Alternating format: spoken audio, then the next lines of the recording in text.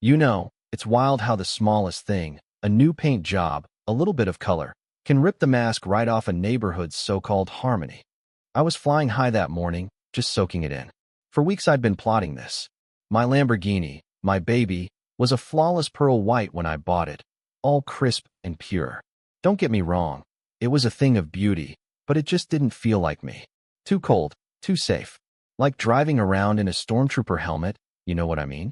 So, I found the best shop in the state, dropped a stupid amount of cash, and got it wrapped in satin black.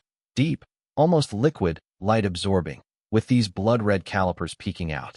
When they brought it back, I just stood there in the driveway, grinning like a kid. It was perfect. I circled that car a dozen times, admiring every angle, lost in the shine, until I heard the first warning bell. It was a screen door, banging shut across the street. Didn't even look up at first, figured someone was grabbing the mail. But then came that sharp, rapid shuffle, slippers on asphalt, headed straight for me. I finally looked up, and there she was. The neighbor. We'd never actually met, but I knew her type, suburb royalty. Older, hair locked into this impenetrable blonde helmet, wrapped in a flamingo pink tracksuit that looked like it could blind you at noon. And she was power walking straight toward my driveway with murder in her eyes. I tried to play it cool, stood up, nodded, hoping for, "Hey, nice car." But you could see the steam coming out of her ears. She stopped right on the property line, like she was going to catch something contagious if she crossed. Just stood there, staring, lips pursed tight. I finally broke the silence. "Morning," I said, as casual as I could manage. "What do you think of the new look?" She didn't even blink. It was like lighting a fuse. She drew in a shaky breath, puffed herself up like a threatened bird, and just let it rip. "What did you do to my car? You think you can just take what isn't yours and ruin it?" For a second, I honestly thought I was being punked. I looked at her, looked at the LAMBO, looked for cameras. Nothing. Just her, vibrating with outrage. "I'm sorry," I managed, totally off balance. "This is my car. I just changed the color." That's when her face went from pink to volcanic. "Don't you lie to me," she snapped. "That beautiful white car was a beacon for this community. And you people always have to ruin things, making it dark and intimidating. I'm calling the police." Yeah, that happened. That's when my perfect day hit a wall. I just stood there, letting it sink in. She wasn't mad about a car. She was mad about me. About who she thought should be allowed to own a car like that, to change it, to just exist. I felt my heartbeat in my ears, old anger rising. But she spun around, stormed back to her house, and slammed the door. Silence. But I knew this was only the beginning. I spent a few minutes collecting myself. Then, just as I was thinking maybe she'd cool off, her ancient Lincoln lurches out of her garage, tires screaming. She yanked the wheel, aimed right for my property line, and floored it, took out a big chunk of my custom white fence, spraying splinters everywhere, crushed my best flowers, and just sat there, engine sputtering. I froze, totally stunned. She stumbled out, glared at her ruined bumper, then at me. No shame, no regret, just pure, icy hate. She whipped out her phone and started shrieking into it. "He's threatening me. He's violent. Send police now." And just like that, I became the villain in her story. My hands were shaking, but I grabbed my own phone and started recording. By the time the sirens wailed down the street, she was still on the phone, still playing the helpless victim. 3 officers showed up. The younger ones went straight to me, faces skeptical. "We got a call about a disturbance, a stolen car," one said, eyes darting to the LAMBO. I laid it out as calmly as I could. The new rap, her accusations, the fence, the lies. But the older officer just gave me that, "Yeah, sure, buddy look." "Sir, you're saying she rammed your fence on purpose?" he said, hand hovering near his belt. "Yes, sir. You can see the tire tracks. You can see her car, right there." I pointed. "She lost it because I changed my car's color." They didn't buy it. Not until I pulled out my phone and showed them the video, the aftermath, the rants, the whole mess. The senior officer finally seemed to get it. He checked my registration, my paperwork, even my garage receipts for the rap. Everything matched. Their whole tone shifted. "But, of course, without video of the actual crash, intent is hard to prove," he said, almost apologetic. "We'll file a report. You can pursue damages through insurance or press charges if you wish." She got a talking to and a ticket for property damage. But as they left, One cop told me to let insurance handle it. No need to stir up more trouble. That stung.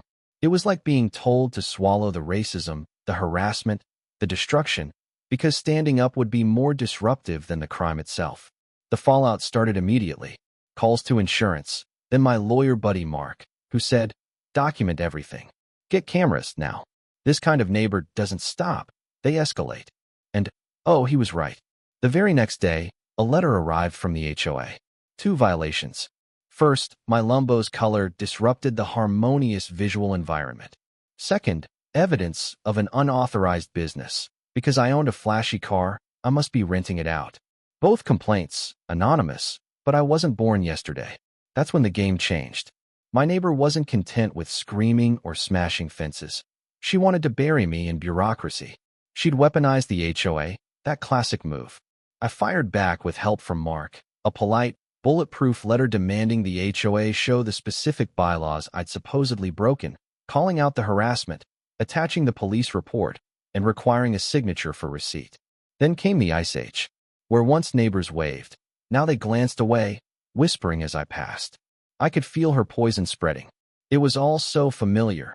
Turned the victim into the outsider, the troublemaker. But then, a twist, a witness. Al, a quiet retired guy 2 doors down, caught me at the curb. Heard you had trouble, he said, eyes steady. He'd seen the whole thing. Her shouting, the fence crash, her gloating phone call. He offered to give a statement. It's the right thing to do. Suddenly, the she said, wasn't so lopsided. With AL's testimony and Mark's legal mind, we kicked things into high gear. Mark brought in Sarah, a civil litigator who went through my paperwork and the video evidence like a surgeon. We go on offense, she said. Letters to the HOA and to her.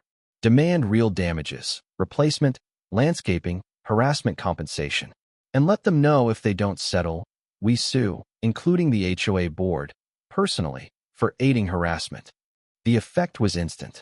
The HOA panicked, backed off, issued a rare apology, and overhauled its rules.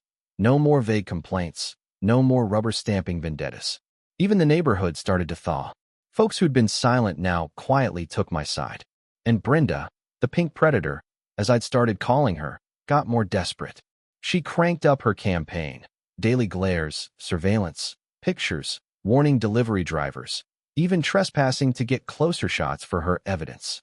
But every stunt got captured on my new security cameras, labeled and dated in my digital file, just as Sarah had advised. The legal grind wore on. Her insurance lowballed. We sued.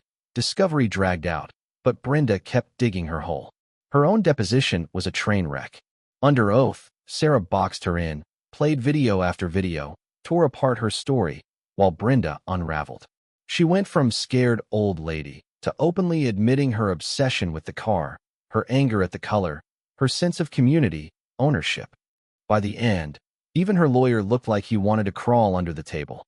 And just when I thought she'd surrender, she switched tactics, a noise campaign. 7 a.m. lawnmower wake-up calls, wind chimes that sounded like a shipwreck, weekends with a yappy dog she borrowed just to bark at my house. It was petty, it was legal, and it was driving the whole block nuts. Then came the Facebook group. Neighbors started posting complaints, but not naming names. Everyone knew. Within days, Brenda had managed to turn the whole street against her. My isolation faded. People started reaching out. A smile, a supportive comment. Even Al became a real friend. Finally, her insurance caved. They offered a full settlement. New fence, landscaping, my legal costs, even damages for harassment, plus a personal apology letter. She tried one last time to beg me to call off the lawsuit, showed up on my porch in tears, pleading poverty. But the old anger was gone. I just told her, direct everything to my attorney, and closed the door. Her apology, when it arrived, was textbook non-apology. Sorry if you were offended, hope we can move on. I almost laughed. I didn't need her to be sorry. I had my victory. The new fence went up, sleek, modern, solid. My garden came back better than ever. Brenda faded into the background, until one day, a moving truck arrived. She was gone, replaced by a young family whose kids ran in the yard, whose dad loved my car, called it Batman's ride. Even with all the scars, life settled into something good. I found my footing in the community, my story becoming a kind of local legend, a warning shot to petty tyrants everywhere. I realized I could never shrink myself to appease someone else's prejudice. I drove my LAMBO with pride, invested in my home, stood my ground. The car was no longer a flashpoint. It was my own Batmobile, and I'd earned the right to drive it. Sometimes I catch myself glancing at the old pink tracksuit ghost in my mind, but it passes. And every time a neighbor waves or a little kid stares at my car with awe, I remember what I fought for, the right to belong, to be myself, to turn the page. So yeah, it's funny, a splash of color really can change everything. But in the end, it's not the color that matters. It's the courage to stand your ground, to fight for what's yours, and to write your own ending. And if you've ever been pushed, harassed, or made to feel small, just know you're not alone, and it's worth fighting back. So tell me, what's your story? Ever tangled with a neighborhood tyrant or stood up for what's right, even when it felt like the world was against you? Drop a comment below. Let's talk about justice, community, and what it really means to belong.